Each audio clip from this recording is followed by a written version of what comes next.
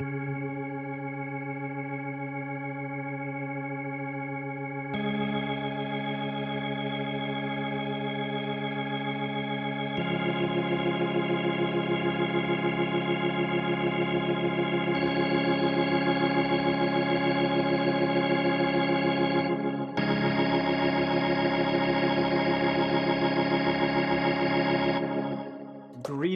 It is a joy to welcome you to today's virtual event. I am Nathan Jeremy Brink, Assistant Professor of the History of Global Christianity at New Brunswick Theological Seminary, and one of the conspirators, you might say, behind Gospel Materialities Working Group. Like you, I want to welcome everyone to this much anticipated event. I am especially happy to be one of the hosts for what is bound to be a provocative engagement by Professor Crawley. My interest in Ashon's doubly critical and creative thought goes back as far as 2009.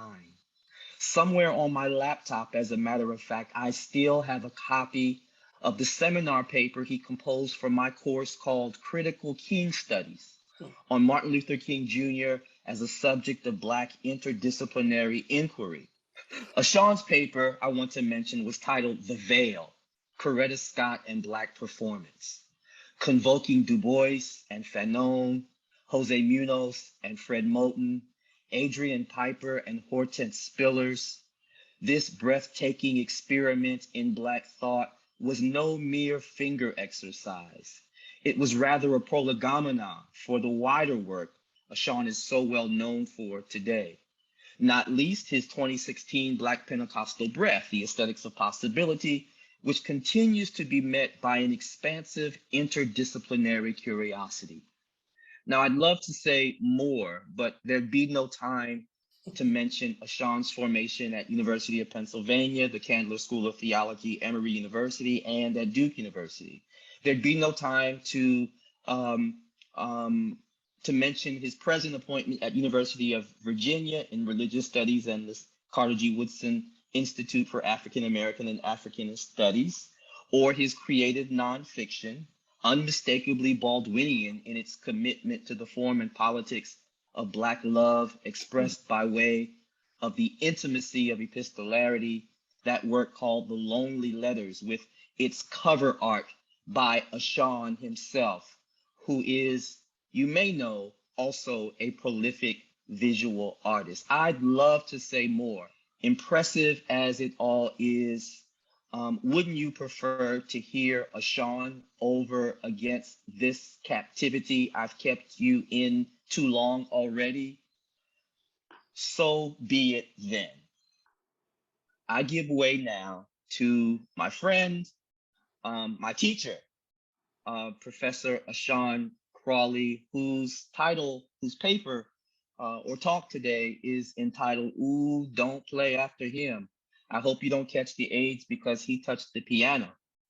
HIV/AIDS, the 1980s, 90s, and Black gospel Hammond musicianship. Professor Crawley. Thank you for the quite lovely and moving introduction. So I already have it written out, so I'm just going to say I'm probably going to cry during the talk. The things that I'm trying to work through are difficult, and I have just come to acknowledge the fact that I have cried in every talk probably since February of last year. I hope that by saying it at the outset that I might cry less, but I can't guarantee it. So if I do, just pause with me and allow me to catch my breath. I'm really just so genuinely appreciative to Professor Wallace and to Erica and to so many people, Sylvia. I really appreciate y'all because your thinking has helped me come to a place where I feel that I can try to say the things that I'm trying to say Um, Black Pentecostal Breath celebrates Pentecostalism, and I think it's necessary to. The work that I'm engaging now is an attempt to critique, um, celebrate too, but it is an attempt to reckon with a past that is present, that feels really urgent and so difficult. I have too many words written, so I'm timing myself, but I want to read from three different things. The first is from the book that is titled Made Instrument, which is about the Hammond organ and musicianship. It's a historical critical text. The second, if I have enough time, I might not, but the second is from the fictional short story collection, which is doing the same thing. And then the third is a really quick description of an art installation that I'm working on that is about the same thing.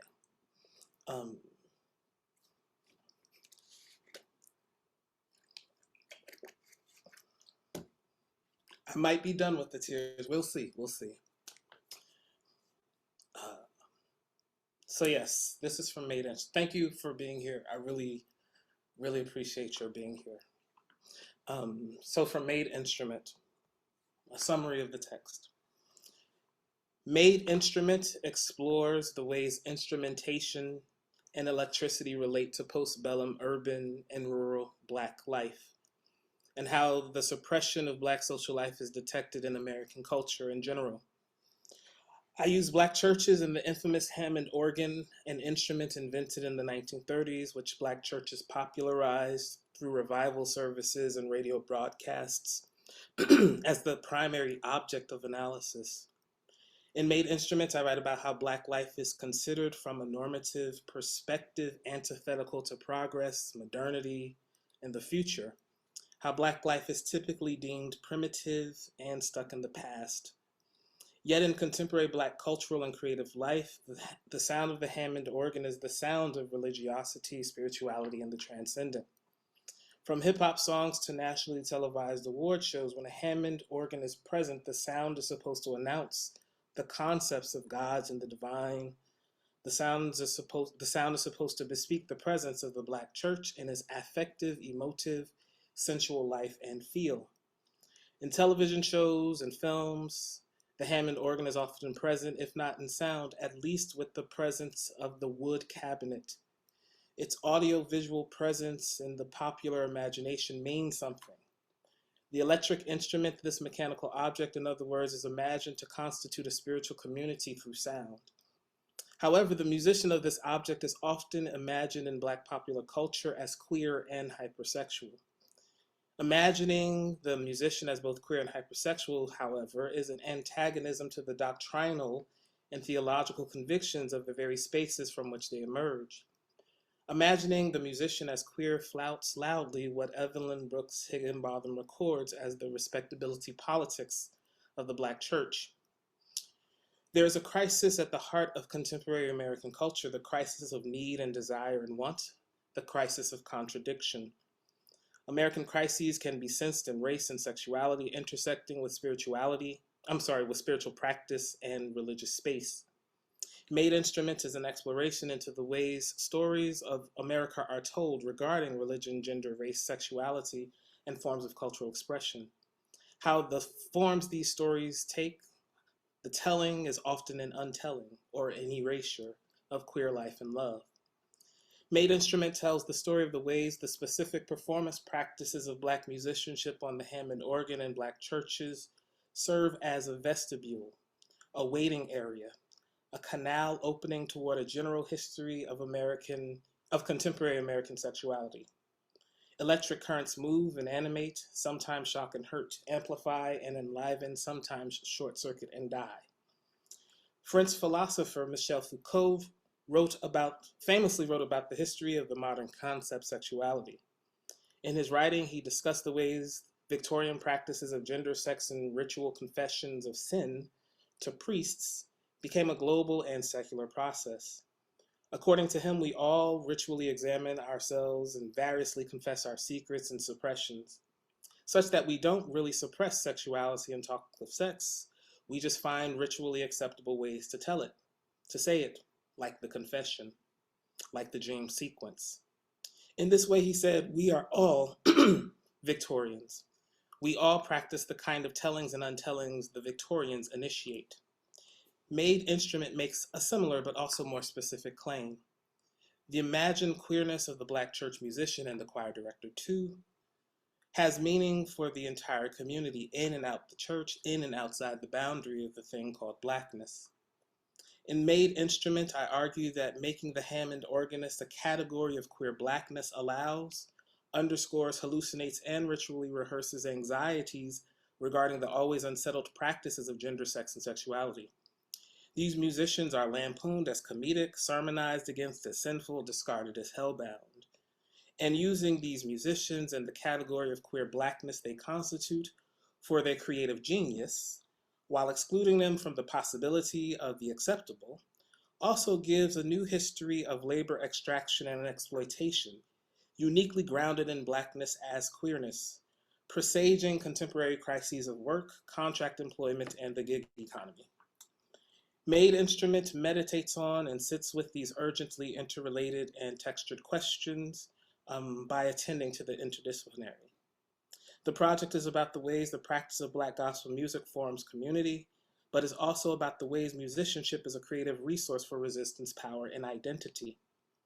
That the resistance to doctrine and theological positions is imagined in the figure and sign of the musician is important. Not because every musician participates in queer relationships or desires queerness, but because the placement of queerness there means that it exists and unfolds and flourishes in cramped space and crevices of purported impossibility. It happens in the necessarily felt but often unnoticed sonic atmosphere. You have to have a sense perception for what's already there. Genius emerging from the sonic shadows. The Hammond organ as an electric instrument is an object around which these various and seemingly disparate ideas converge. It does not happen, for example, with the piano or the drum kit, not with the same intensity. The electric life of the instrument means the sound could be replicable with a kind of repetition across different times within different spaces. I excavate a history of Black musical practice that does not take religion and spirituality as antithetical to genius, culture, or critical thought. Instead, musicians' performances on the Hammond and Black churches allows me to argue that religious space, too, is where genius happens and thrives and spreads. Though Black musicianship as a spiritual practice is foundational to American culture, it is typically told as the place that prompts but cannot itself hold, contain, or be virtuosity, critical, or thoughtful. It is told as a place that needs secular refinement and enlightenment before real genius can be achieved. The normative narrative is that the musician leaves the church or the mosque or the temple in order to fully realize and inhabit their true potential as musician and thinker. In this way, religion and spirituality are only ever technologies in need of escape. Made Instrument resists this narrative. This is a heretofore untold story. One might think the focus on a specific instrument, the Hammond organ, a constrained and narrow project. However, the project thinks with Black ritual and performance, Black spirituality and imagination, Black gender and sexuality. Attention to the performance practices on the Hammond organ and the social relationships musicians create and sustain because of their musicianship yields a material history of music, religion, sexuality, and race. And thinking with the figuration of the musician as a carrier of queerness illustrates the ways queerness as disposition and gesture and restored behavior and ritual is desired by the very community that disparages it. As Horton Spiller said, if I were not here, you would have invented me. The music is important. Additionally, emerging from attention to this instrument is also a history of failures of local, state, and national governance for education and healthcare. I researched music education and its end in public schools, the failures of public health to discuss the racialized impact of HIV and AIDS in the 1980s and 90s, that deeply impacted the musical life of Black churches. And I think about electricity here too, because the sound of the Black church in the public imagination changes as a result of the 1996 Telecommunications Act that consolidates local radio stations into major corporations, changing what is heard through the hum and buzz of electricity sent through the air. The confluence of the Telecommunications Act of 1996, the embrace of Christian radio broadcasts like Focus on the Family and Christian contemporary music, and the homophobia and transphobia that attended the stereotyped idea of Black church choirs, their choir directors, and musicians as queer, contributed to a general crisis of meaning, sexuality, and genius at the root of the anxiety and fear. Made Instruments is about the practice of Hammond organ musicianship in Black churches and incorporates parts of my oral history collection from musicians that use this instrument as the basis for their performance practice in Black churches. The Black Gospel Organ Oral History Project is a collection of stories from musicians that have played or currently play the Hammond organ in Black church contexts. I ask about and learn from musicians what methods by which one learns to play the Hammond and to play with and in the movement of the social space of Black spirit. The oral history narratives query into the affective life of the musician and the space in which such an entity, a vessel, an instrument, finds itself. Capturing stories from musician practitioners lets me consider historical trajectories for the instrument's use, modes of pedagogy, how people learn and from who, and ways the sound of the instrument migrates from location to location. With the Black Gospel Organ Oral History Project, I have so far interviewed 31 musicians. Though a musician of the instrument and having served several Black churches for 16 years as a Hammond organist myself, the oral histories offer me, as the researcher, a first-hand account from others about what it means, what it feels like to be a musician within this context. The oral history collection is the first comprehensive collection of multi-religious, multi-generational narratives of Black musicians that labor for Black churches. The project spans 1935 to 1995, 60 years of performance of listening to and on and for the Hammond organ. Beginning in the 1930s with the invention of the Hammond organ, this is a migration story. Each chapter is about a specific space of or occasion for gathering. But also each chapter too is about how the political and economic order shifts, unsettles, and how musicianship in this particular social location serves as a canary in the coal mine. Because I demonstrate how opportunities and strategies for learning that occurred with regularity in the 1980s and 90s, for example, are no longer possible. So for example, testimony service on a Thursday or Friday night church gathering, a gathering in which many musicians learned their chops, made mistakes, had to learn and listen and be patient and work through frustration. Gatherings where musicians could literally learn on the job. But the economic order has infiltrated and made itself evident in this world, such that today what is desired is a simple kind of professionalization before the instrument is even encountered. Musicians have to know and not fumble or make mistakes. But there also are not music programs and arts programs in a lot of public schools. Teachers having to teach towards standardized testing, the creative arts figured as ornamental and exceeding the essentials for knowledge. So each chapter is about a space of gathering, and it also is about the shadow history, the history of schooling, the history of practice and rehearsal, and the history of healthcare. There's a shadow of each chapter, in other words, that tells something of the untold but certainly felt and real in their material practices that are occurring against the official historical documentation. Chapter 1 is about the church as a space of gathering. I discussed two churches, First Church of Deliverance in Chicago and St. James Baptist Church in Detroit. Churches that have storied histories, spaces of gathering for new arrivals to the city with what some have called the Great Migration movement. People attended these churches because they could dwell therein and hear old but also new sounds. They could feel something of the spiritedness and verve of the place that they'd left behind. They could feel and be moved by spirit without shame. But there was a mechanical instrument too. These two churches are known for Hammond musicianship: Kenneth Morris, Charles Nix, musicians that set a standard for how musicians could act. The Shadow chapter is about the shadow history regarding the queer potentiality experienced in these churches, a potentiality of love, friendship, and networks that was told through and sustained by rumor and gossip. First Church of Deliverance is largely responsible for the initial interest in the Hammond, and St. James is responsible for popular recordings. Both held concerts and services that drew from their respective cities. But through the shadow is also the unspoken but known queer networks, erased but no less impactful. In chapter 2, City, I show how movement of Bailey Temple from a home basement in 1926 to a former synagogue in 1972 is a move that a lot of Black churches made because of white flight in various urban epicenters, including Newark, Brooklyn, Detroit, and Chicago. A lot of popular gospel albums, many with the signature Hammond organ sound, like what I discussed in that chapter, the Clark Sisters and the Pure Gold album, were recorded in these former synagogues. The construction of buildings, the space in which the Hammond is heard impacts the acoustics, the resonance, the feel, and how the instrument is heard in particular space and time, but also the construction of the city.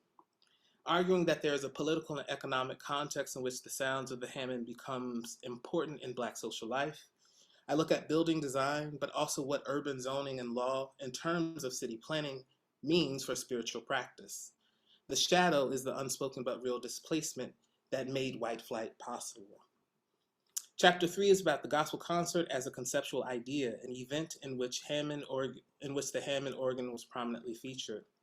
Whereas churches are typically contained to congregations with similar doctrinal and theological beliefs, and cities give us a cue and clue into the ways the ecological and built environment reflect and also reproduce social relations and realities like poverty and anti-Black racism. Concerts gather people for events, ephemeral happenings. Each configuration is new and different. Concerts privilege the economic exchange of the ticket sale and the theatrical stage, such that in chapter 3, I try to think about the political economy of the gospel industry and how it made space for and also was interrupted by the Hammond organ.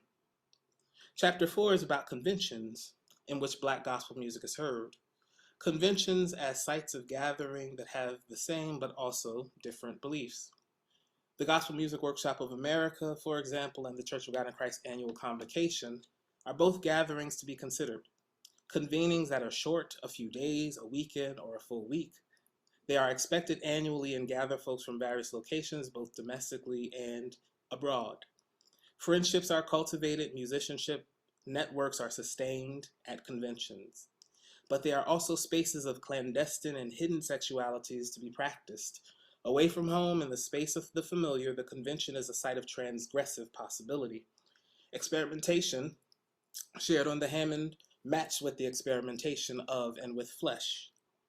Choirs, too, are important sites of consideration for how the music in the community is heard and felt with others. In chapter 5, I discuss the practice of choral music and what that might tell us about the relationship between sex, gender, and the practice of music. How does the stereotype of the choir director and musician as queer impact the way people hear community choirs and church choirs? Why is the choir loft considered to be a queer site in an unwelcome space? And how can listening to Hammond musicianship compel us to think about relations, relinquishments, refusals?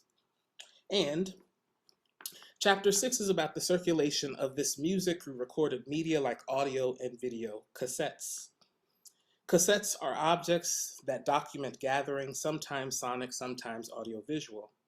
Cassettes are exchanged and recorded on and over, used to teach or reproach. In this chapter, I investigate live recordings and how they are used toward pedagogical ends. Musicians rewinding and rewinding and rewinding to hear that one chord progression one more time, that chord change again, that chord resolve repeated. To use cassette technology as a strategy for hearing the spirit of the Hammond musicianship. But here too is a shadow history, there but often untold. Because in this chapter, I discuss the ways recorded church services featuring sermon and songs through video cassettes, present not a commented on, but no less real history of loss. I use the Church of God in Christ annual convocation as the case study, reviewing the church services from the annual gathering from 1985 to 1995, documenting the various people lost to HIV and AIDS. Stories told through rumor and gossip. The technology of the home video captures discourses about sexuality, but also captures what is not there, silence. So that's a description of the project. This is from the cassette chapter.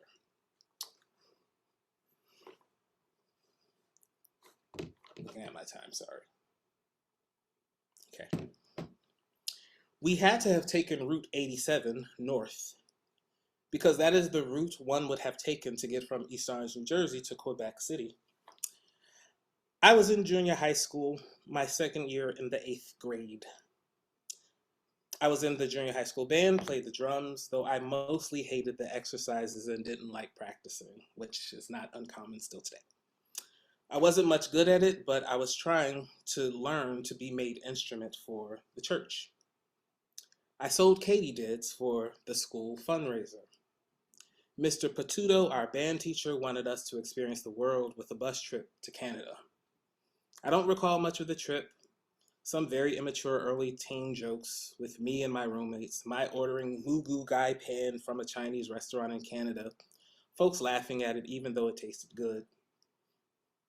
I sold the katydids for the school fundraiser, and because I sold the most, I was able to go on the trip for free. The saints at the church made sure that they purchased the katydids to support me. They taught me about sweetness. And so in addition to the immature jokes and the moo goo gai pan and the laughter of my food at the restaurant were cassettes. I'd gotten a Sony Walkman for Christmas maybe the year previous, and I took it everywhere with me. My friend Edward went to another Black Pentecostal church in East Orange, though they were Oneness Pentecostals and not Trinitarian. So my then 13-year-old self was very likely sure that they weren't going to heaven and they weren't saved for real anyway. If you don't know what that means, it's okay. It's like a really in the weeds conversation. But he let me borrow 2 cassettes, and I listened to them incessantly, those 7 hours going, 8 hours coming home. Both were Ronald Winans' Family and Friends Choir, Volume 3, and then Volume 2. The order, the 3, then the 2, is important because I listened to the former first. The cover that featured a photo of a dark-skinned and beautiful Ronald in a deep purple suit jacket, a lavender shirt, head tilted to the side, shy smile. A simple cover, his photo framed with a kind of lilac lavender on one side, a kind of soft orange on the other. It was enough for me to listen. You Don't Know was a particularly moving song to me, a funky rhythmic song with Dorinda Clark Cole on the lead. A song of consecration, too, with Ronald and his brother Marvin trading on the lead, was beautifully inspiring to this 13-year-old. Some of the lyrics: asking questions like I'd never asked before, expecting answers that will unlock every door to a new and living way to serve you better in the future is the only reason I'm here today. Seeking God in a very solemn way, taking heed to the things I do. And I say, offering myself to him, I'm coming as a brother, I'm coming as a friend. And the chorus says, oh, oh, now I see it's you I need. And with your help, deny myself, put my hand in yours. But you have to, sorry.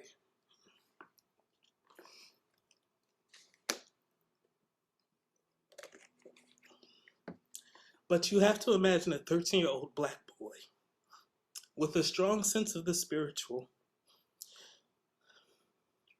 a deep desire to be holy and sanctified, and a hope for a clean future, hearing these words. listening to them over and over again, and listening to them over and over again. Because that 13-year-old boy, black boy, kept feeling things he knew that he'd have to deny in himself in order to have a personal relationship with Jesus. It's as if the song named a longing, but also the action the boy would have to undergo, a full and complete denial of desire and joy. Whenever he would feel butterflies in his stomach, when he thought of that one boy or that other boy, such delightfulness led to so many tears. He kept rewinding and rewinding and listening again and again. Maybe he could slip into the song itself. Maybe the friend asked for the tape back and exchanged that volume 3 for volume 2. I liked the way this one sounded more because it felt churchy. There was more of a pronounced hymn and organ sound that felt warm and inviting on the album. This volume 2 was released 2 years previous. If volume 3 was released in 1991, this was 1989. And the person that played the Hammond for her sisters, asking if their living was in vain, which I talk about in the City chapter, sang with this other famous Detroit gospel family, the Winans. On volume 2 is a song titled The Word of God. I'm sorry, I'm going to share my screen for a quick second.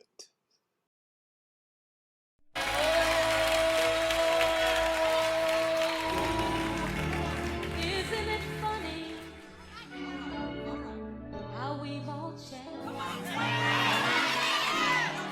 I love this part. I love this part. Why, I remember if you weren't holy in the choir, you couldn't sing. But now we go for almost anything. Oh, yeah, yeah, yeah. We've changed. Can I do the other part? Why, I can even remember when women were women. Uh-oh. Men were men. And now you can't hardly, you can't hardly, you can't hardly tell a her from a him.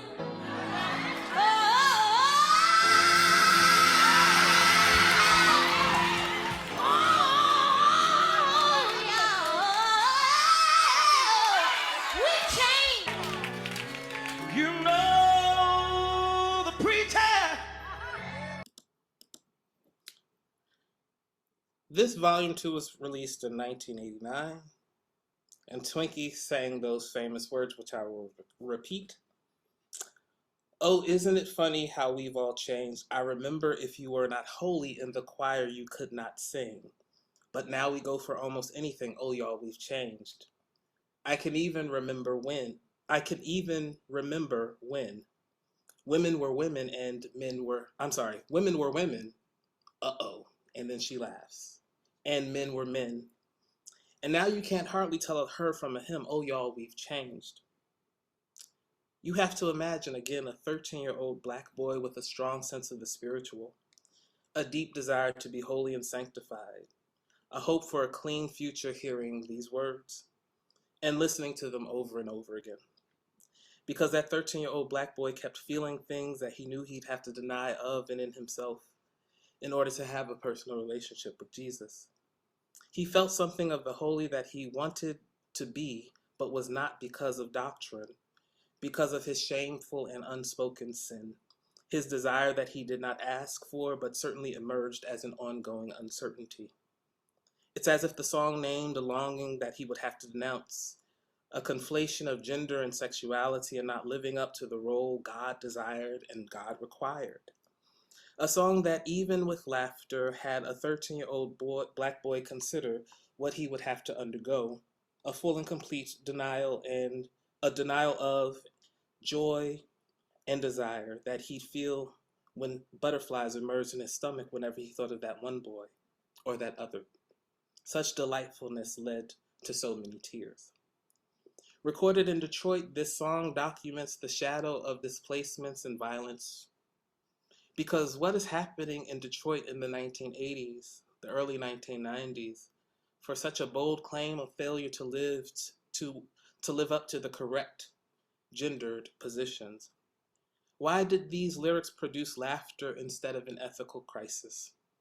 Twinkie's laughter veiled and hid from view the refusal to contend with the presence of difference, and what that presence of difference meant for the whole of community.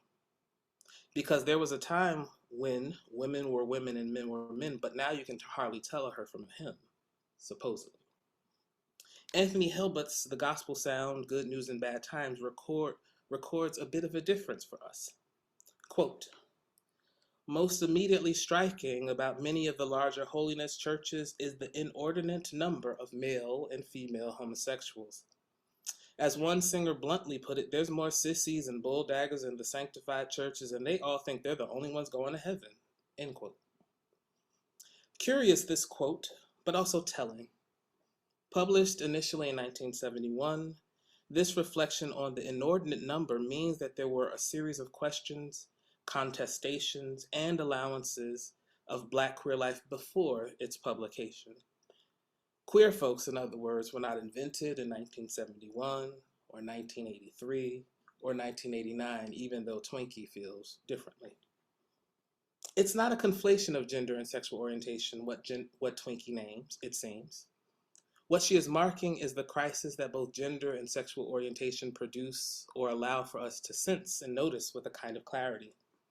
So instead of thinking that what she is naming is a reductive understanding of gender that somehow is collapsed with the idea of sex and sexuality, what she names and announces through giggling call to raucous laughter response is the anxiety about the uncertainty of both concepts. It's not that women were women and men were men and they are confused. It's that women were women and men were men, and those that presume these categories unalterable are confused. Those that presume these categories to be unalterable, those that are laughing, are thrown into the crisis. The laughter is a renunciation of possibility, the renunciation of relation, the renunciation of uncertainty. Because in 1989, in Detroit, there were 503 HIV diagnoses, 175 deaths, and 302 AIDS diagnoses, and 167 deaths. And approximately 27% of the new cases in Detroit were Black folks. The laughter of the queen of the Hammond B3 enunciated the abandonment of the community to attend to the interior Black social life. Black gay writer Melvin Dixon gave a speech in Boston at the Outright Conference in 1992. Speaking about his student Greg, according to Darius Bost, he, quote, noted that Greg's siblings refused to be named in his obituary, which was published in a prominent newspaper because of shame attached to being connected with someone who had died of the disease. Bost continues, quote, at his funeral, his family refused to acknowledge his sexuality and cause of death. To redress these silences, his lovers and friends held a second memorial service, end quote.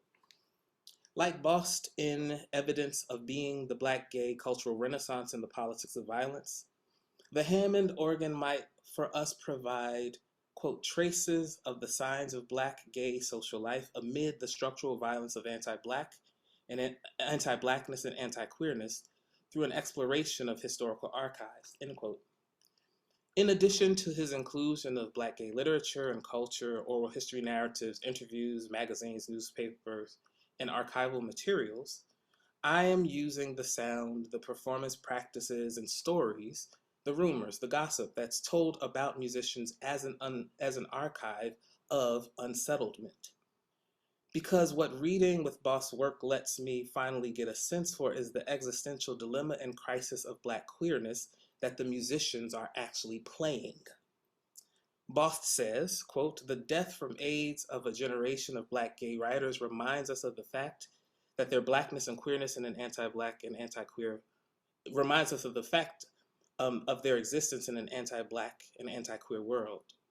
But for him, there is, quote, a renaissance of Black gay literary and cultural production in this same period," end quote. This renaissance, it seems to me, is not disconnected from the cultural production of Black queer musicians and choir directors and singers.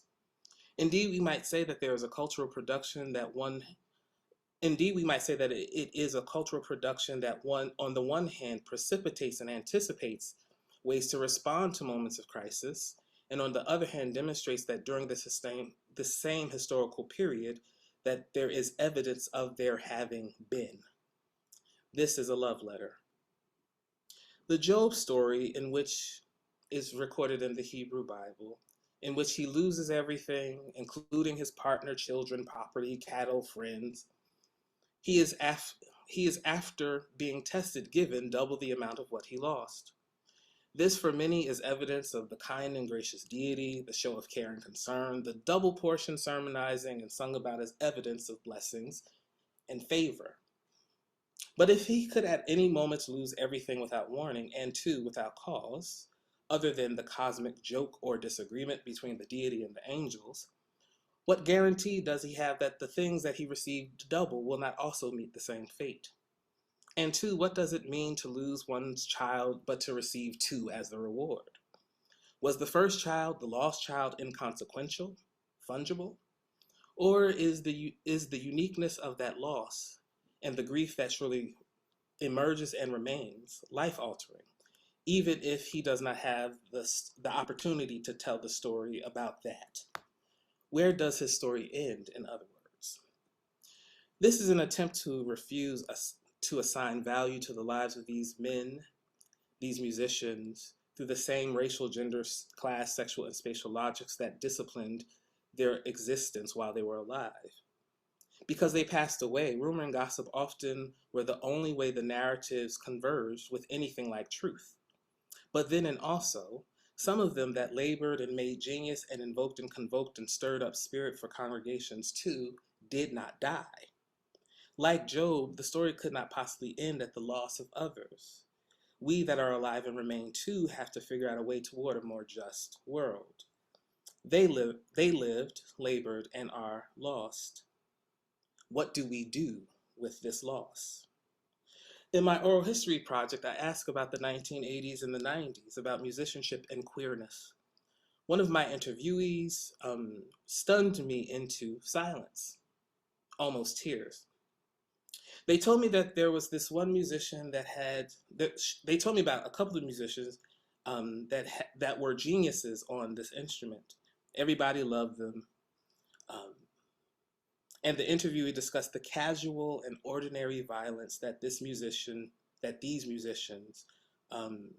endured before they succumbed to AIDS-related complications. I'm quoting from the oral history. Now, our number one, that guy that played the best, has just been diagnosed with AIDS. No one knew what the heck it was. They didn't understand it. And I remember this family being the only ones going to see him, and this guy was so darn good. He could sing, choir was cutting edge, he was the bomb. She names another musician. I mentioned him. He was the second person to die in the neighboring town, and he could get on the organ and had the biggest smile and chocolate smooth skin, and he didn't look like a pretty man. He was handsome looking, but he was of the life. And he could play and never move, and just be killing it. That's why I said he was smooth like water, and he'd play and he'd do this thing and he didn't sweat and you didn't have to wipe him, none of that, because he's just that kind of good. He was smooth, and I'm getting teary-eyed just thinking about it because we did not understand it. Some people didn't love the people to the grave because we didn't understand it. And what you're scared of, you tend to be discriminatory. And so there are a lot of musicians that died alone during that time. Good people in the ground, all because it wasn't something that wasn't. She trails off. Then, I remember it. People saying, ooh, Don't play after him. Ooh, girl, I'm going to go wash my hands. I hope you don't catch the AIDS because he touched the piano. Or be careful when you go up there. Don't put your hands in your eyes. He may have sweat on his fingers. What do we do with the casual violence of laughter? With the casual violence of, I hope you don't catch it. And what remains of, because I'm not just interested in talking about the things that people have said about these musicians. I'm also interested in what remains of and in those that have been excluded. What is the social life of the abandoned, the social life of the excluded? And what has been etched on the heart in the affective life and emotional register of those that have been excluded from community? Can joy be found there by the ones who have been forced out? Can love of self and the opening up of oneself to community otherwise happen? Playing the Hammond organ within the condition of the queer ideology of the Hammond organ is itself, it seems to me, an answer to this question. I want to consider and I also want to consider the music that we do not have because they departed, and there too was no ceremony. They have not passed the music, and so to practice the music that we have that remains, we have to think about the things that we no longer have with us. These musicians enflesh the existential dilemma of living because what they do is they demonstrate what it means to live in the context of uncertainty, the context of the uncertainty of a public health crisis that gets moralized and internalized as their own moral and ethical failure. And in the midst of this existential dilemma, they show us what it means to still produce art, to still produce labor, to still produce relation in the desire to be a part of congregation. But they also enflesh what it means to actually exist as existential crisis. Because what they are producing in the ones who laugh at them, or the ones who say don't touch the piano after them, is a crisis of their meaning. Who am I if I touch this piano after this person? Who am I if I accept that we don't know what gender is? I've gone for 40 minutes. How much more time do I? Is that? I feel like I'm too long.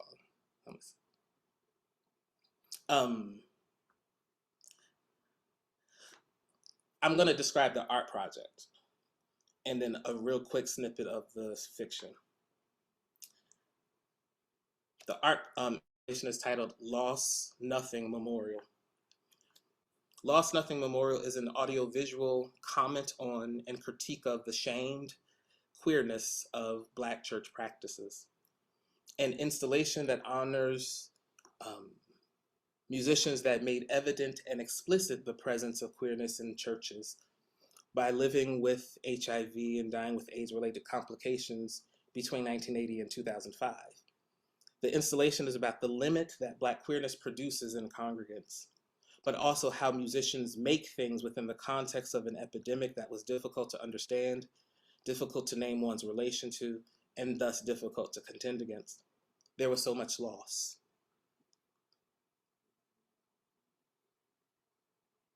What Lost Nothing Memorial stages is a confrontation with grief, shame, and silence. It is a means to honor the dead. A multi-room installation, Lost Nothing Memorial is composed of audiovisual sculptures. Controlled by computer technology and computer language scripting, they are light and sound sculptures that change in luminescence, color, and opacity based on the proximity of visitors to the individual objects. Walk closer to an object and it increases in intensity. Walk further away from it and it loses its color. The sculptures will also hum with the sounds of the Hammond organ. And the sounds that are the Hammond organ are created from digitized recordings of these musicians who played the organ and died within Black church context. And so the objects will hum with the sound of the Hammond organ that these musicians actually played. Walk closer to it, you hear more of it. Walk further away from it, you no longer hear it. And along the periphery of the spaces are the sounds of hushed whispers. You know what I heard? He's a faggot. I heard he got that disease. You know he living in sin. We can't tell anybody about this. I think I love you. As well as the sounds of recorded church services, radio broadcasts, and static. This creates a low-density soundscape to document the ephemeral and indirect nature of loss. And these sounds create a low-density atmosphere of the complexity musicians had to live within and through, and to perform against. Augmented reality will be pulled up on phones or tablets that show video of musicians playing the instrument. The video fades displayed with low opacity like ghosts. This too will assist in the anonymity of the musicians. I'm not trying to out nobody. The sound and faded video telling the story without identifiers that might prove problematic for family or friends. And because one thing musicians in this context were denied, ooh, don't touch the piano, which also meant don't touch him, because many feared catching HIV, so they would shun and not shake hands, for example. The sculptures are created to compel proximity. Viewers must negotiate their physical proximity to the objects in order to get a sense for what's happening audiovisually. If you refuse proximity to it, then you know nothing of it. The sounds of the Hammond organ will be created from these digitized recordings. Hammond musicians within the context of their performance practices in sacred, religious contexts like church services, gospel concerts, conventions, and convocations. These recordings are obtained from family and friends, and sometimes acquaintances of people that died from AIDS-related complications. And so I'm trying to use this too as the beginning of an archive to document the loss. And the last thing is, as an ear-trained musician, I will take also these digitized recordings to learn from. I haven't played the organ in a long time, and so I'm going to take the recordings and literally listen to them, rewind them over and over, and learn how to play the songs that they're playing so that I can be in intimate relation with the ones who were denied intimacy, the ones who are the departed. Okay, 5-ish more minutes. And this is from the fiction, from a chapter called Audio Cassette. Well, I heard he cried more than anybody else did. The implication was clear.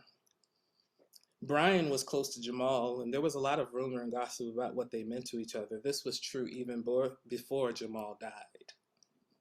Pneumonia. You know, that disease. It was whispered.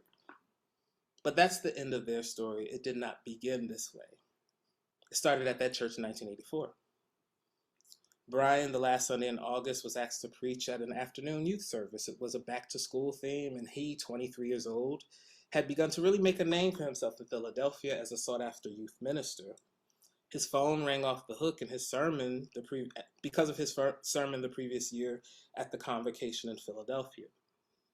Therefore, in addition to his work at Aramark and night classes at Community College of Pennsylvania, he preached a lot of weekends. This Sunday was no different than the others.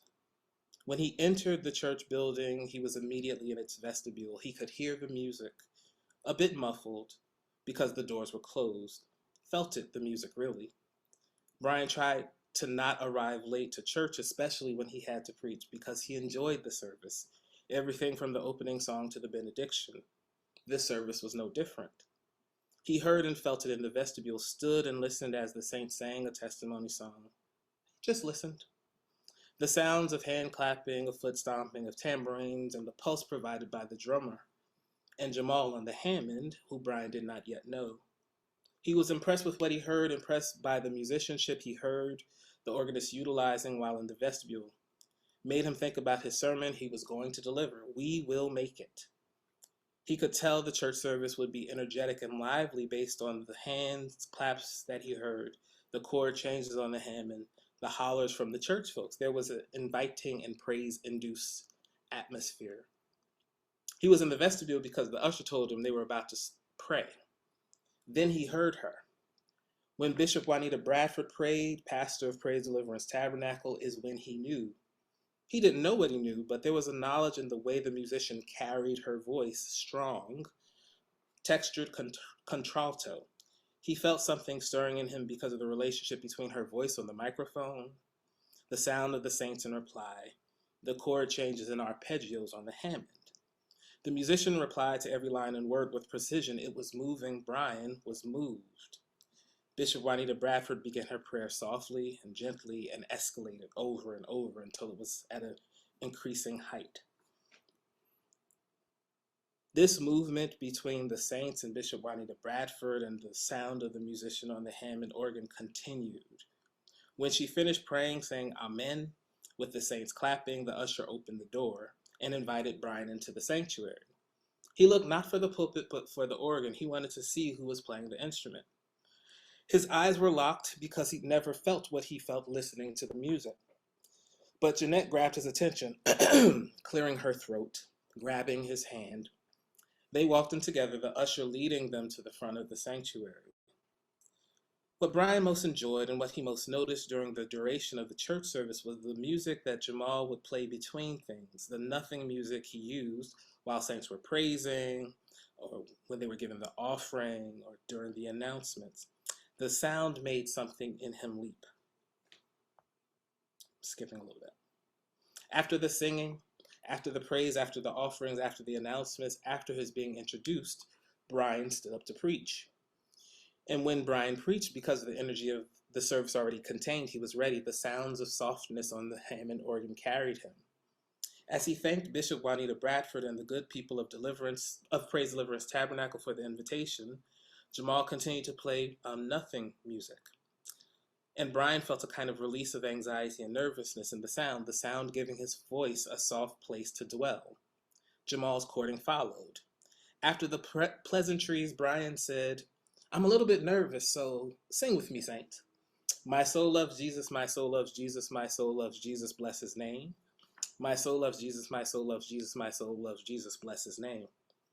Thing is, Brian almost never sang publicly, not because his voice wasn't sure, but because he was not sure of it. He hated his voice. He was fearful of it. He felt his voice escape him whenever he sang, and it would almost drag into intensity he could not control. A voice on the edge and verge of tears. It'd be like the song and sound would draw itself out of his flesh forcefully, like the breath was a gush and a rush. He hated that feeling because he felt disrobed, exposed, felt like whomever listened could and would detect what he doctrinally and theologically considered to be his defect. But Jamal. Brian felt his courting, heard and felt wrap around his words, caress, and through gentleness hold them, released in him a desire to scream, reflexively almost. It's like the organist found a register of playing that matched and anticipated and followed behind what he was saying and feeling and attempting to do. It was the sound of love. Brother organist, you make me want to sing, but I gotta preach. He searched for songs so he could for a little bit longer linger in sonic embrace. He kept singing, he's a wonder in my soul. He's a wonder in my soul. He's a wonder in my soul, bless his name. He's a wonder in my soul. He's a wonder in my soul. He's a wonder in my soul, bless his name. Jamal didn't skip a beat. From the moment Brian sounded out the first My Soul, Jamal was there. Chords were with Brian. It's like he knew without knowing what Brian would sing, that he was singing out the nervousness, that the sound, those nothing changes were a kind of bed in which he could find refuge. Brian kept going. Sing with me, saints. Yes, yes, yes. Yes, yes, yes. If you love him, say yes. Yes. It is a surrender to chance and opportunity. Brian felt released into sound, like he was secreted into it, like he found in Jamal's playing retreat, refuge. He eventually stopped singing and began his preaching. Jamal quieted the instrument, pushed in the drawbars, took his foot off the bass pedals, rested his back against the wall. Jamal was impressed by this boy preacher, a boy just a little bit older than he, and his command of the congregation. Brian, towards the end of his sermon, began to hoop. And Jamal followed along, backing him up on the instrument with dexterity and drive. It felt good to Brian, their relational play through words and chords. But as he was preaching, hooping the close of his sermon, there was one moment where Jamal was noticeably silent and retreated with intensity. Brian said, our God is greater, right? Greater than Buddha, greater than Krishna, greater than Allah, greater than Muhammad. Brian felt it, a momentary eclipse of sound from the Hammond. He felt a pronounced silence. Barely there, whatever it was, he registered quickly and switched gears. After the service, Brian introduced himself to Jamal. I've never preached like that, shaking his hand. There was ever so briefly a lingering of the handshake. Jeanette affirmed, he really has never preached like this. It was the music. Brian felt something like a rainstorm forming in his mind and chest as they shook hands. He felt and sensed the sounds that moved him to praise as he preached. He didn't want to allow the thought to cohere. It was right there, though, on the edge, like a chord change in weight. As they stood, something caught his attention, something that was beyond the sensual but no less felt. They talked and talked and talked. He received the love offering in the envelope from one of the deacons. Jamal kissed his auntie, Bishop Juanita Bradford, on the cheek. You know, Elder Cynthia Drummond will be here for a revival, right? Thursday, Friday, Saturday. You'll be here. Yes, auntie, I will. Jamal turned to Brian. Y'all hungry? We should get something to eat. They'll take me home. Of course they would. They went to Broadway restaurant on 52nd Street, as the Saints often do after church. Though Jamal was only 20, he was a student at Temple University in his second year, studying electrical engineering during the day. Grew up in North Philly. They at the table roared with laughter, talking about church folks and music. They sang songs and play shouted. They were all young and happy and enjoying each other's company, Brian and Jamal and Jeanette, but also Corinthia and LaShawn. While the girls were talking, Jamal, sitting next to Brian, whispered to Brian, maybe you shouldn't say that stuff about Muhammad and Allah. My old head's Muslim, and a lot of my cousins are too. This Philly, you can't be saying that. Jamal wasn't wrong. Skipping.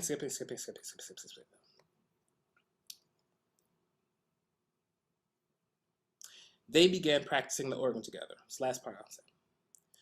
Brian picking up Jamal from his dorm and going to Praise Deliverance Tabernacle. They eventually bonded over Thomas Whitfield's 1984 Hallelujah Anyhow album, which Jamal listened to in cassette form so he could rewind to get the chord changes correct. Brian asked Jamal to teach him one of the songs. It was December and cold outside. Jamal had a key to his auntie's church so he could let people in for rehearsal, or so he could arrive, or so he could practice. They, Brian and Jamal, sat in the church. He thought for a brief moment, and Jamal chose Whitfield's God Is on Our Side. He sang as well as he played. His talent was limitless and earnest, no malice, no ego. He just wanted to be an instrument. As he sang the words of the lead, God said he'll comfort, so tell me why am I afraid? Brian began to cry hard, sitting on the organ stool next to Jamal. Jamal kept singing, but a tear fell from his closed eyes, too. It was the vulnerability of the moment that moved them, a kind of felt intimacy that charged and pulsed between them as Jamal played but did not look at the keys or at Brian. They were both in. It was prompted by how Jamal reflexively and without intention, though certainly with desire, put his hand on Brian's lower back as they walked into the church moments earlier. Having done it, they both felt a sort of charge and shock. A brief, barely there, and almost unexhaled and unbreathed pause. And a giggle, too. Something happened, something between. They didn't comment on it, the gesture, but it hung in the air and contributed to their awkwardness. It's what led to their mutual tears. It had been months of seeing each other. Brian could not initially admit it to Jamal, let alone to himself, that he cried because he was in love. They had not even yet kissed, but he felt every movement and moment with Jamal deep in his flesh. I'll stop there. I feel like I've gone on long enough. Thank you. There was a one-day symposium at Yale in 2019. I was a fellow at the Institute of Sacred Music there from 2018 to 19.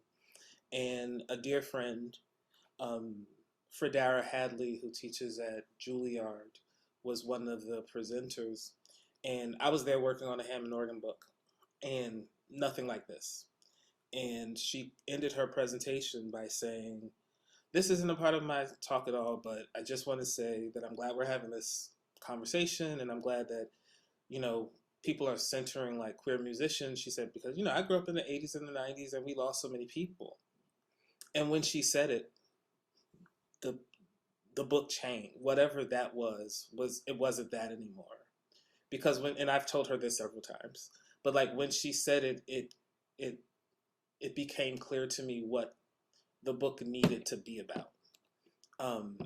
And I guess to what these art practices need to be about, because it is this law. I didn't want to be a musician. So 13 is before I played the organ.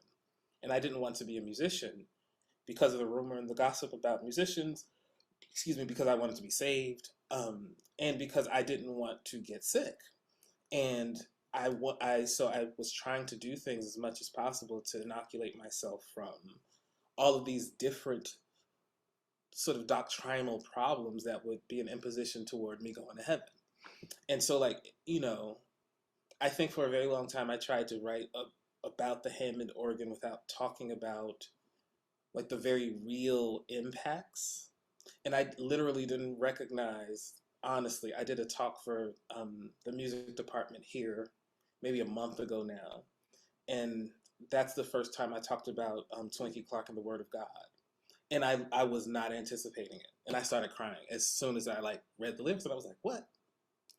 I thought I would cry about something else, but not that. And it was like, no, because you don't remember, but it actually impacted you. You need to remember what was happening. And so like part of this work is trying to excavate my personal history with this, but also to not leave it as like a personal memoir of the Hammond organ, but to really consider the impact of this very personal story and the way it's not just me, it's like a whole bunch of people have very, very similar stories to share that they have endured. And the sheer volume of music that was released in the height of sort of the beginnings of HIV and AIDS from Black church musicians and choir directors who are actively being called queer at conventions and convocations. Like it's like their video, like one of the first Church of God in Christ videos my parents bought and brought home is of someone preaching against the sissies in the choir, and she's like pointing to the men behind her, and it's like, what is happening here? But like it took becoming an adult and like rejecting a lot of doctrine and theology to actually figure out the deep violence that is actually occurring. And the last thing I'll say is I was talking to a dear friend 2 weeks ago about the project in general, and he was saying that his cousin passed away with age-related complications, living with his grandmother. And she, when he died, she said to the person's father, take the bed out the house, burn all his clothes, burn the bed. And it's like, what do we do when the kind of violence that people are meeting is a kind of violence that doesn't allow ceremony, it doesn't allow memorial.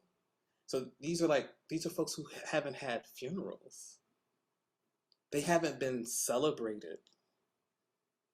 And one of the short stories is about like, a grandson who's like in the middle of the living room the day of the funeral, like, well, what are you gonna do, grandma?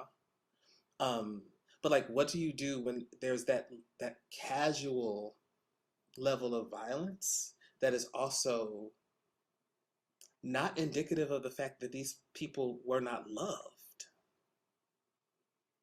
Like, these are musicians that are deeply loved. Like these are cousins and aunties and uncles who are loved. And so what do you do when the violence occurs because of the intimacy? Because I love you, I can say very terrible things to you and do very terrible things to you.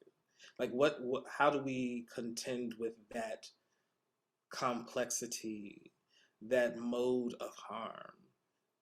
That's one of the things I'm really trying to sort of very slowly. This was supposed to be my second book, and it was supposed to be like 2 years after the first one, and it's certainly not that. And so I'm trying to really slowly take my time to describe just that, because it's heartbreaking. And if we don't figure it out, we will continue to do the same thing. Colin asks, could you say more specifically about the queerness of the Hammond? Is it the sound, the style of playing, the mood? It's none of that. And there's this essay that I don't talk about often. You know, you write things to people and it ends up being like, I hope you're not on a call. I don't even know who you are, honestly, truly. But I published this essay. Shoot, now I feel like I can't say what it is.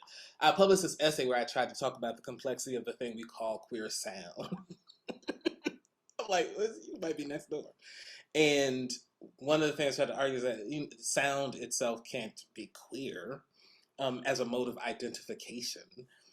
Sound can prompt one to consider openness and possibility.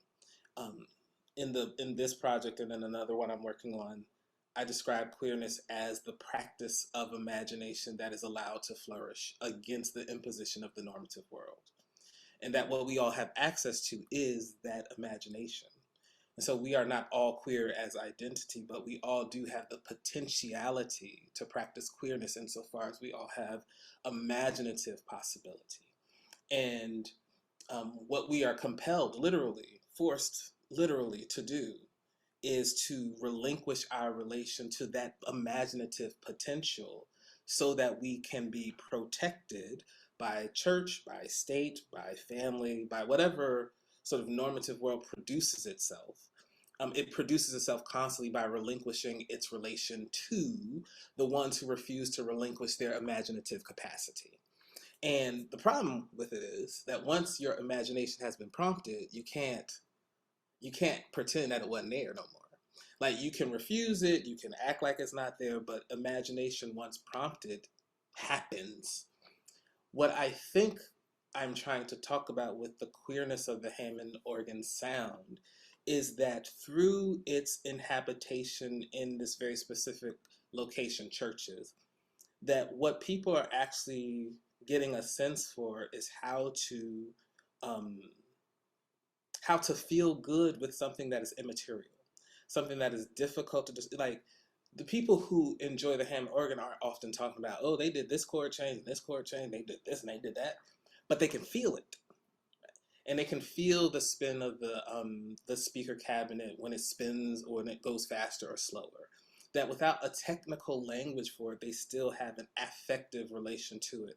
And for me, that affective relation is about prompting one's capacity for being moved, opening one's imagination up to possibility. Another thing I talk about is how Hammond musicians can play the same song differently. So in Texas, there are certain chord changes that some musicians will use that are sort of that are typical to Houston or typical to Dallas. And in Chicago, there are different ways that you play the Hammond organ that are typical to Chicago. And in Brooklyn, there's certainly a way that there's very, very, very specifically sort of typical for Brooklyn, which is really about this one church in Brooklyn that had a radio broadcast that was very, very, very, very well known amongst church folks. But like, the ways that they play are really deeply rooted in a kind of locational practice. But it doesn't mean that if I play this song with different chord changes than you play the song, that I'm wrong and you're right, or you're right and I'm wrong. That actually what they model, what these musicians as a social practice model is, what does it mean to live with difference and to celebrate difference? To recognize difference, to say, oh, that felt different when you did this chord progression in that space between the chorus and the verse. I wouldn't have done that. But what you did, one, prompts my imagination for what I could do, including that, but I might want to then improvise on that too. But also, you just also demonstrate that we don't have to play the same thing the same way. Because the desire of the musician is to be an instrument for the congregation so that the congregation can have this deep, intense moment of spirituality in the event of the church service. And so it relaxes musicians in this particular community, for me, show what it means to relax anxiety about difference and what it means to actually cultivate a disposition toward difference to actually celebrate difference, because once you do it different than I do, the space between the way I did it and the way you did it is literally the space in which creativity happens. That difference is itself the practice of possibility. And so I think that the musician worries so much because it, as a social practice, what they're constantly showing us is possibility, uncertainty, desire that is always, or that can always also be celebratory, that can always be cultivated in the service of moving other people, that you don't have to do it this one way. You can do it this very, very, very different way. And what does that mean? And so I'm not talking about the instrument is queer. I'm not talking about the chord change is queer. I'm trying to say that a certain kind of listening practice in social community makes one, can allow one to relax anxiety about the possibility of queerness. A following question from Nathan. He says, I appreciate your reflection on the music/musician understood as instrumental, fungible, replaceable as a kind of violence and rejection of embodiment, sexuality, humanity. Can you say if you find this kind of violence unique to gospel, or might we find it situated more broadly within a Protestant tradition, especially since the rise of American fundamentalism that sets word as permanent, singular, true, and dismisses the body embodiment in its diverse expressions, needs, and beauty? I don't know if it's unique to Black gospel, but I do find that there is an intense demonstration of this problem in sort of the Black gospel field, because I think that there's this very early on recognition of queer networks and queer relationality as a part of the practice of gospel music. And it does not initially present the kind of existential crisis of meaning that it does. Because in 1971, for people to kind of just boldly and sort of matter-of-factly say, all the gays are over there and they think they're the only ones going to heaven, or there's a bunch of gays over there and they think they're the only ones going to heaven, is to announce a certain kind of understanding of queerness as in operation within this very specific kind of religio-cultural world, but does not necessitate a kind of dismissiveness of queerness. What that person was trying to dismiss was the idea that they're the only ones that are saved, right? That's different. And so I think that there's a change with regard to the way queerness is figured in the popular imagination that is not necessarily unique to Black folks, but that the unique experience that Black folks have because of joy and anti-Black racism means that the way that the problem of flesh and embodiment gets worked out and sort of interior to community is just different. And so it it's not disconnected from broader trends in terms of Protestant, and I would also say, non-Christian practice. But I also am trying to be very specific about the community that I'm at least trying to think with. I hope that makes some sense. I want to ask about your art practice, perhaps as a way of thinking about allowing space for ceremony. And what I think is remarkable about it is the way that you're working across different media, not only with language, but with the visual and the sonic, in a way that requires a lot of skill, but also a lot of vulnerability. And that's apparent in the way that you shared it with us today. So I guess I want to get you to talk about that and how you do that, and just how it connects with this project of thinking otherwise that you've been developing over the years, and how these different art practices allow you to not only to theorize in different modes, but sort of get closer to the way that many of the figures you're talking about, like in the oral histories, the way they experience the world. They don't experience it in just one mode. You know, one thing I'll say about that oral history interview was it was the most difficult to get started because her Zoom wasn't working for like 20 good minutes. And I was tired. I was real close to being like, let's just reschedule. And something kept saying, nah, just push through. And the way she answered those questions um, was really, and I don't mean stunning and like beautiful, it was stunning to me in a, like I knew this existed, but like the kind of ease with which it is said to her about these music, it was just like really, if I felt it. And you know, I'm a good Pentecostal, even though I don't go to nobody's church no more, and not really a believer anymore. And but I'm a Pentecostal insofar as I think that feeling things in the flesh is not a bad thing. Because of the world in which we inhabit, there's a lot of ways that we can constitute crying at a talk as like, not academic or not professional. I'm like, good, I'm not professional, actually. I hope you don't think that I'm that. I hope you think I'm something else. But what art practice allows me a certain kind of latitude to do is to experiment, to test, and to literally attempt to feel the things. Not that I don't feel when I write. I do feel it when I write about it. But it lets me feel it in a different, I'm not going to say deeper register, but I do feel it in a different register. The quality of the viscerality is different when I'm like shouting on paper with pigment powder. That is different than the quality of writing about, or the quality of viscerality about writing Jamal and Brian's story, which when I read that first in public, I cried all in the middle of that one too. Because y'all didn't even get to the heartbreaking part yet. Like, it's like not good. Brian is a terrible, terrible, terrible person.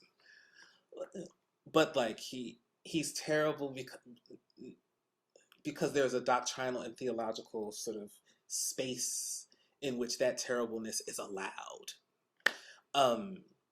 And so the various art practices allow me to touch closer to gain a closer proximity to the kind of rawness of the feeling that in order to be a good academic, I sometimes have to train myself out, or have to remind myself that training was an attempt to remove that from me, that kind of feeling. Art practice allows me to attempt to move toward it a little bit more. I wasn't going to write about Pentecostalism for my dissertation at all. And my, good advisor / friend said,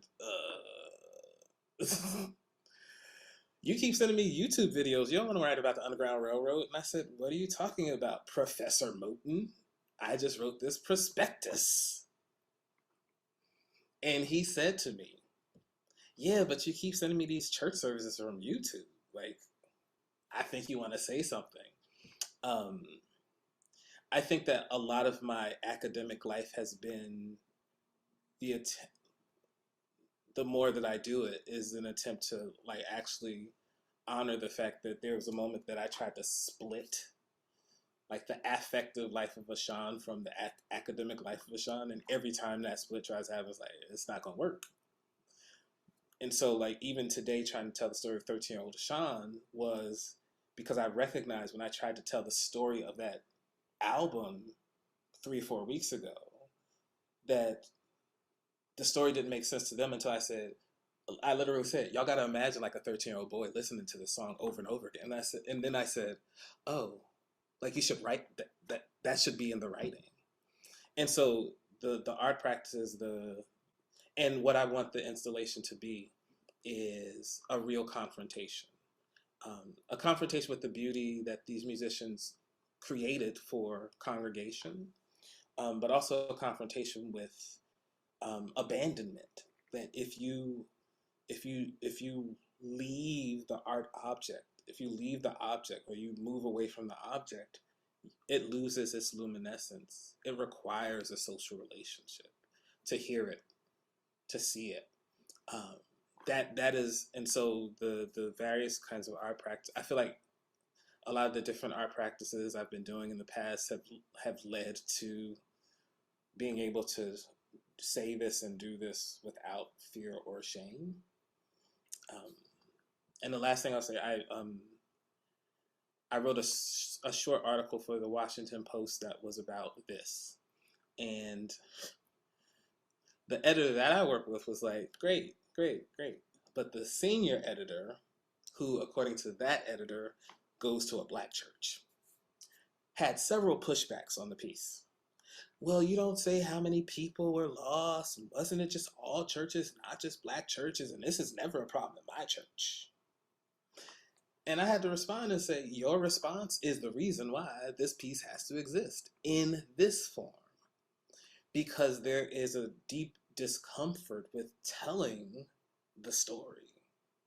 That every single person I know is like, oh, I know a musician like that. But like the stories exist as, oh, I know a musician like that. And we have no sense for there is no quantification for it. And I don't want to quantify to say, and that's why we should pay attention to it, because it was this many people. You know, if it's just one, that's enough to lament. But I think that there's a volume that we refuse precisely because it's easier. And so the art practice is an attempt to also compel more toward that conversation too. So. Sean, it appears that we've come pretty close to the end of our time together. I want to thank you for joining us. It was, as I anticipated, provocative and profoundly moving. And I think I speak for everyone in thanking you for, as someone previously said, showing up with all of you. I am grateful. Ashon, can't say it enough. Thank you for teaching me so much. And I hope that the questions in this audience has been a meaningful experience for you too. It was a great gift, and you know, thank you all for being here. And I no longer am ashamed of my tears, but you know, I do feel the need sometimes to at least say this is what's going to happen. So thank you for being witness to them and allowing them to happen. And you know, thank you for the charitable and generous engagement to, you know, it's a gift that you don't have to give. So I really appreciate it.